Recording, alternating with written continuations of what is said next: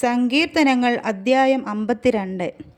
വീര, നീ ദുഷ്ടതയിൽ പ്രശംസിക്കുന്നതെന്ത്? ദൈവത്തിൻ്റെ ദയ നിരന്തരമാകുന്നു. ചതുവ് ചെയ്യുന്നവനെ മൂർച്ചയുള്ള ക്ഷൗരക്കത്തി പോലെ നിന്റെ നാവ് ദുഷ്ടത വകിഞ്ഞുണ്ടാക്കുന്നു. നീ നന്മയേക്കാൾ തിന്മയെയും നീതിയെ സംസാരിക്കുന്നതിനേക്കാൾ വ്യാജത്തെയും ഇഷ്ടപ്പെടുന്നു. നീ വഞ്ചന നാവും നാശകരമായ വാക്കുകളൊക്കെയും ഇഷ്ടപ്പെടുന്നു. ദൈവം നിന്നെയും എന്നേക്കും നശിപ്പിക്കും. നിന്റെ കൂടാരത്തിൽ നിന്ന് അവൻ നിന്നെ പറിച്ചു കളയും.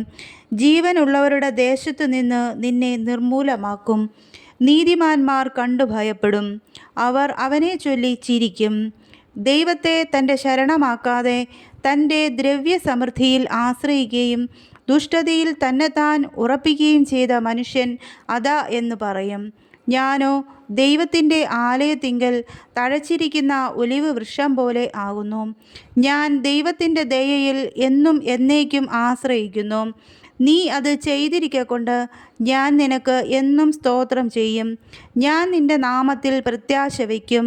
നിൻ്റെ ഭക്തന്മാരുടെ മുമ്പാകെ അത് നല്ലതല്ലോ.